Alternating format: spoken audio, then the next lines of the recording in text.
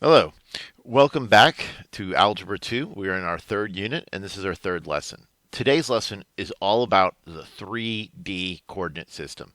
Thus far, we've been stuck in flat land. We've been stuck on a piece of paper with a two-dimensional coordinate system where we've been using the x and y axis. While most everyone agrees that the x-axis goes to the right and left and the y-axis goes up and down,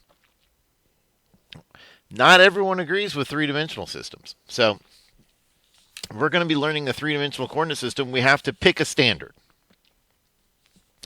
So the standard that we're going to pick, and it's not the universal standard, is what's called the right hand system. So a three-dimensional coordinate system that has a positive x-axis positioned 270 degrees from the positive y-axis uses the right hand system. And some 3D graphing programs use a left-hand system, but most use the right. So let me explain to you what I mean by that. So if you take your right hand and you hold it out in front of you, okay, that arm is the y-axis, and that y-axis is coming out towards you, towards your body, okay? This, your thumb, is the z-axis. Then take your fingers and curl them like that. The picture shows them all the way like that, but just like that is fine. This is the x-axis. So x-axis going to my left, y-axis actually coming towards me, and z-axis going up. That's what we mean by a 270-degree rotation from the positive y-axis. This is so this is not a defined direction though. I have z going up because I prefer z going up, but quite often you'll see z coming to the left or out. But as long as it's still orientated like this with my right hand, it's the right hand model, not the left hand model. All right, so that's the right hand system. That's what we're going to use. So over here on the right, you have the X, Y, Z axes that I prefer to use when I am 3D modeling. But again, which axis is pointing up is by no means set in stone. And in fact, most 3D graphing software allow you to freely rotate so that you can see all the different parts. But I like to imagine that this whole time we've been plotting the positive y here and the positive x here. So what we've been doing actually is sitting or maybe standing. We've been standing right here, okay? And we've been looking down on this coordinate system, all right? And so this has been to our right with the positive x and the negative x back here to the left, and up has been our positive y value. We've been doing this all the while unaware that we could come up out of our paper. So these are the lines on our paper. You know, here's where your hole punch, right? This is what we've been doing this whole time. Now we're going to come out, all right? So let's first go over how to graph things, what things look like. We're not going to go into super big detail because there'll be math classes later on where you'll go into super big detail about 3D graphing, and I sure do hope you get to take that class. But for now, we're just going to get the fundamentals. So let's graph the following points, and we're going to show a path to the point. So without having like a computer to really let us like rotate the view, it becomes very difficult to imagine three dimensions, okay? So we're going to imagine the three dimensions by showing how you would get there. And that kind of gives it the belief, okay? So I want you to this is the origin here, okay? And our x is actually coming out at us right here, and y to the right and z up. We're going to plot the point 4, 8, 1. And as you might imagine, it remains in alphabetical order, x, comma, y, comma, z. So on the x-axis, I want you to move out to 4. So 1, 2, 3, 4. Now on the y-axis, we're going to go out 8. But we need to keep perspective. So instead of going over here and going to 8, I'm going to kind of tick out 8 tick marks and try and follow the same scale as here, but on this start. So you see I'm actually a little to the left on the paper so that it gives that 3D perspective. So 1, 2, 3, 4, 5, 6, 7, 8. You know, alternatively, it should be parallel. If I drew this line over here, it should be parallel to 8 over here, which as I look at, I probably didn't accomplish. But this gives that impression of how did we get there? We went 1, 2, 3, 4, 8 to the right, and then we went 1 up. Okay, and we'll label it. And because of just the way this works, it's totally possible that you could plot two different points. They end up like on the same place on your paper, but it's just because of, maybe we went, further down the X and further out on the Y, or, something like, and then like more up on the Z. It's not a perfect system. We don't graph 3 dimensions on 2 dimensions very easily, but we're just trying to get an impression. All right, what about the point 736? Let me use a different color. So this I'm going to go out 7. 1, 2, 3, 4, 5, 6, 7. I'm going to go over 3. 1, 2, 3, and I'll go up 6. 1, 2, 3, 4, 5, 6. So you can kind of see it hovering in the air over here. That's 7, 3, 6. All right, let's do the next one in green. 2, 3, 8. So going 2, then 3, 1, 2, 3, then up 8. 1, 2, 3, 4, 5, 6, 7, 8. All right, and so that's the way that we're going to do it. Other ways to show the three-dimensional nature would be to kind of draw like a path like here, like showing like an arrow coming out from the origin. But we're going to do it like this. Okay. So negative coordinates. How would we do negative coordinates? Well, typically we're only going to draw the negative part of the axes as needed. But when it's done, it's usually drawn with like a dotted line. And again, this is not perfect. So this is where some people get a little bit lost in trying to see the perspective. And that's okay. You're not going to have to be perfect when we do this. All right. So X, Y, and Z. Again, just by remembering. So I'm going to go to 3 on the X. 1, 2, 3. And then I'm going to find negative 5 on the Y. So I'm going to go down 5 on the Y, which is actually back. 1, 2, 3. Those are a little too close together. Hold on, let me spread them out a bit. 1, 2, 3, 4, 5. And then I'm going to go up 2 on the Z. 1, 2. So this point over here we're going to call 3, negative 5, and 2. All right, next I'm going to use negative 4, negative 2, 6. So I'm going to go back 4 on the X. 1, 2, 3, 4. And down 2, 1. Oh, that's the wrong direction.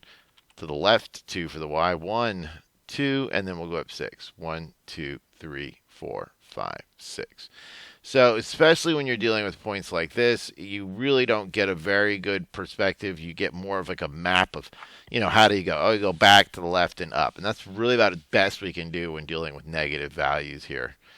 We'll do one more. 5. So 1, 2, 3, 4, 5. Over 5. 1, 2, 3, 4, 5. And then down 4. So I forgot to mark here. 2, 3, 4, 5. And then over 1, 2, 3, 4, 5. And then down 4. So that point there we're going to call 5. 5, negative 4. Okay, cool. So it's time for you to give it a shot. I went ahead and just threw positives and negatives in there all at once. Give it your best go, and then we'll discuss. All right, let's plot these problems. So 2, 5, 4. 1, 2, and then 1, 2, 3, 4, 5. 1, 2, 3, 4. So that's the first one.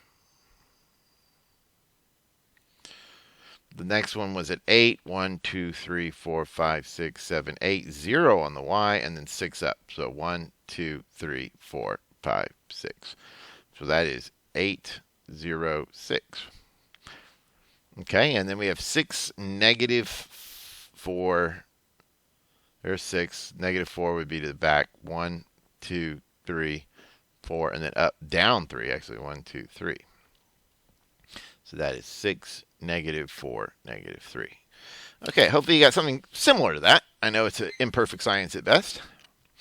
All right, the linear equation where each term has a linear equation, is an equation where each term has a power of no more than 1. That's what makes something linear. Yes, the word linear has line in it. It makes a line in 2 dimensions, but what makes it linear mathematically is that it has a power of no more than 1. because what is linear depends, what shape it is depends on how many dimensions you're in.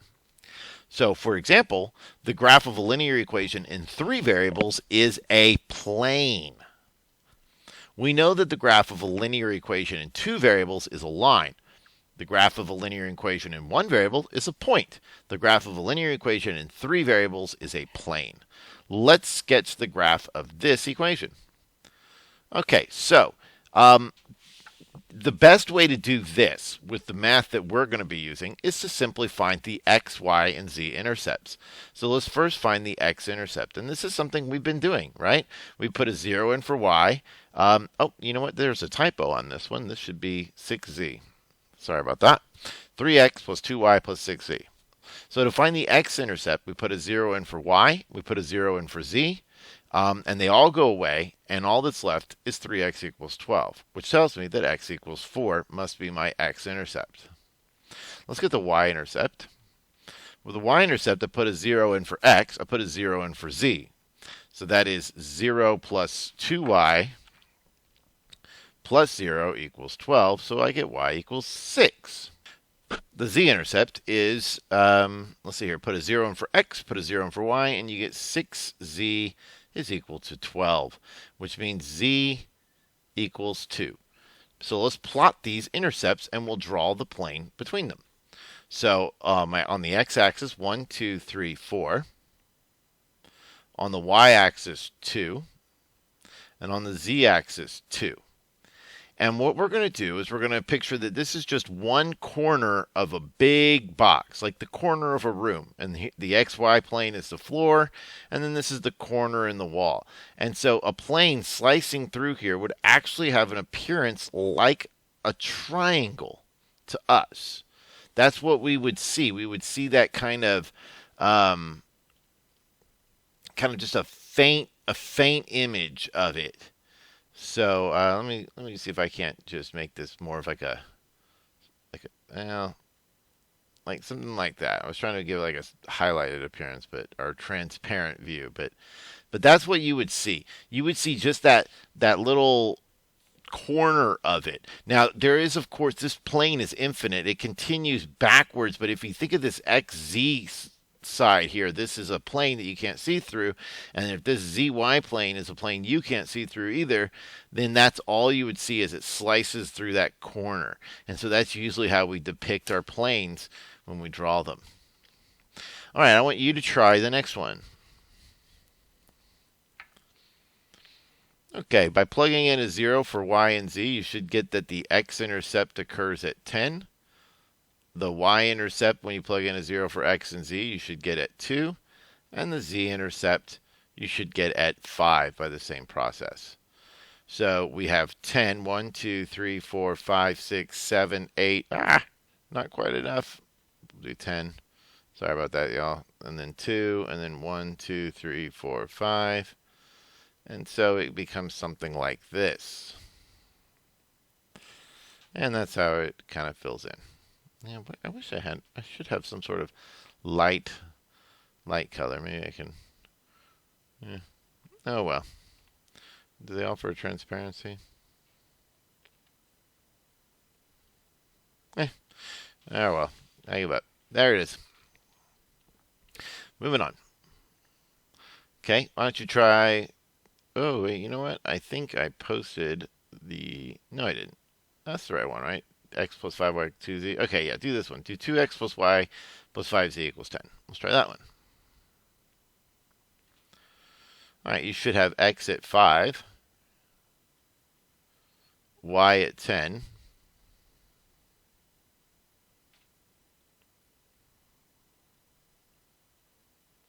and z at 2. So it's kind of like this. Oh, I missed it. Something like that, right? Okay, let's continue. All right, now we're going to sketch the graph of 6x plus 15y plus 5z equals 30. Try this one. All right, plugging in zeros for y and z, you should get x is 5. You should get y is 3. And z is 6. for the intercepts. And that makes our plane look something like this. And again, it's just a thin sheet of paper.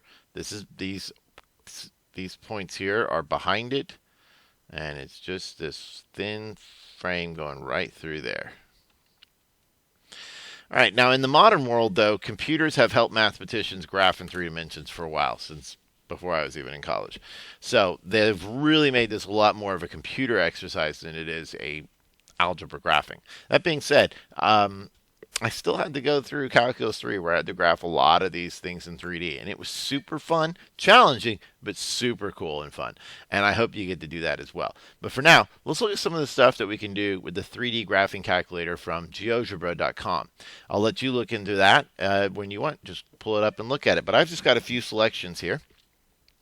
So we've been graphing planes. Let's take a look at one now. Now, what makes this better in GeoGebra is that I can rotate this around and see the different planes. So go to GeoGebra.com, type in that equation, and check it out. You could really see the plane in action. Here's another one I'd like you to do. This is the paraboloid. You were familiar that y equals x squared is a parabola probably, and we haven't quite gotten there yet in this course, but I'm sure you've seen it before. Well, if you have z equals x squared plus y squared, you get a paraboloid, which is this 3D parabola kind of thing, which is very important in designing things like headlights and satellites and stuff like that. So pretty cool structure. Check it out, and I want you to interact with it. So again, that's GeoGebra.com for the 3D calculator. And finally, this equation that I came up with. Now that's pretty cool, right?